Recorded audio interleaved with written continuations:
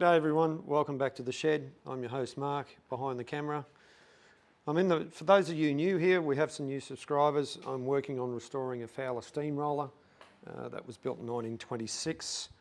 That's the boiler here. Over here is the tender, and outside, which we'll go for a quick walk outside to show you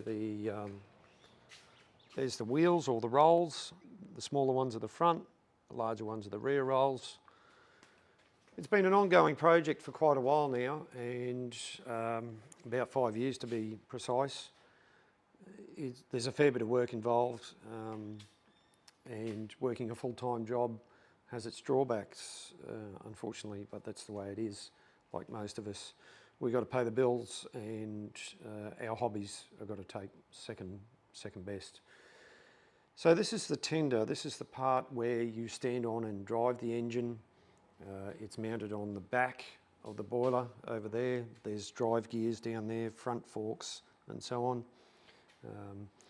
The tender's in pretty bad shape, but in saying that, it's in pretty good shape for the age of it. This was built in 1926, so it's 98 years old, and it's stood the test of time because it's been outside all of its life. You can see, if you go back and look at some of the other videos, you can see when we brought it home and started working on it. That's part of the intro video or the channel trailer. There's a bunch of other videos I've done too, and I'm uploading videos from when time permits, and when I get the urge to do it, really, like most of us. So as mentioned before, the tender's in not the worst shape I've seen things in, but it's in a pretty bad shape. That square piece that's been cut out, that's something we did quite a while ago to get rubbish out. It's recently, in the last month or so, I sent it away and got it sandblasted to see how bad things were. And the outside, it's pretty good. It's not, there are some bits of wastage. However, things are in pretty good shape. So these things were put together by rivets. Even though the technology at the time, that was just the way it was. If this was made today, everything could be welded, but everything was riveted together. Whether it's the boiler here, you can see riveted construction. Same with the tender. Now, what I think how they put the tender together is these outside parts were all bent up, the beading was put on, and the floor was put in, the bottom of the tender, the floor right down there, right in here is the water space. In this section here up top, this area, coal goes in, and you had a little space to get your shovel in and take the coal out, put it into the fire. Now there's a piece that's been gas axed out of here. Oh, as you can see, that's all got to be replaced. This floor's got to be replaced because it's just no good. It's had its day. Like I said, considering the age, it's pretty good.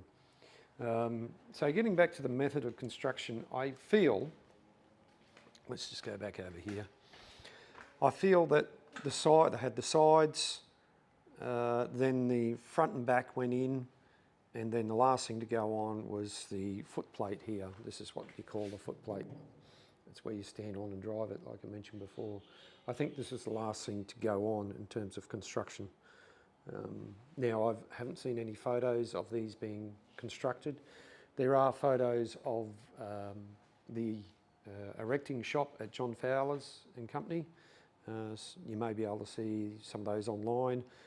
Old Glory magazine did a good article on those last year sometime. But all these rivets I'm going to have to cut off, grind off, and take that floor out so I can use it as a pattern to get a new one made up or make a new one. Quite a bit of work involved, a bit of wastage on the inside. A lot of it's down towards the bottom. A lot of pitting, a lot of holes down in there. it's a bit hard to see, but you get the idea. Generally speaking, it's not in good enough condition to repair it. Some of this is, but it might be easier just to take the whole thing apart and start again. It'll make it last another 100 years. Anyway, that's a rough plan of attack. I'm going to get the grinder out soon and take some of these off, just see how hard they are to get out.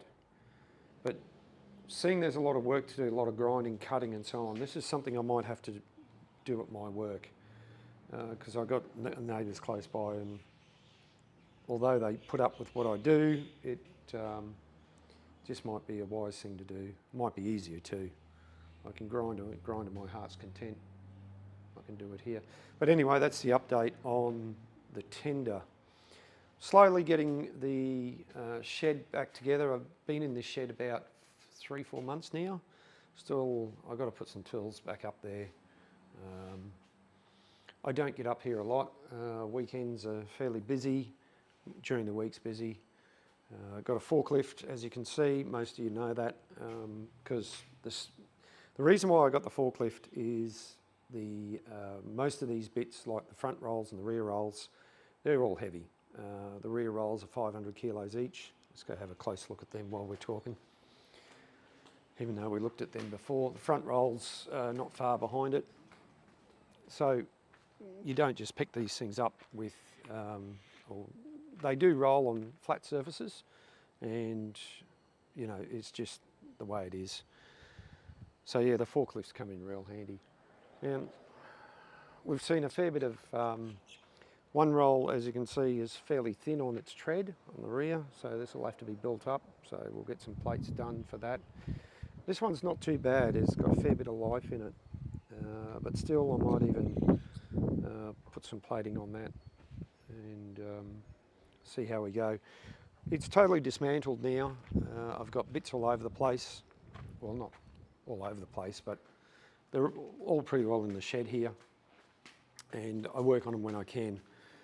And it's a bit frustrating sometimes, because like any hobby, you want to work on it as much as you can, but at the same time you've got to spend some time away from it. Or in my case, I live here in Australia in southeast Queensland, and we're getting into summer now, so it gets bloody hot. It's bloody hot now. It's like 28 degrees and, you know, probably 50-60% humidity or something like that. So, and the way the shed is set up, as you can see, the sun just beams in, so the roller doors are down a bit at the moment. But anyway, that's where we're at. Just like to say thank you very much for your ongoing support. It means a lot. Please like, share and subscribe, all that sort of stuff that all the other YouTubers ask for. It does help. The channel's slowly building. And thanks again for joining in. We'll be back with another update soon. Cheers for now. Bye.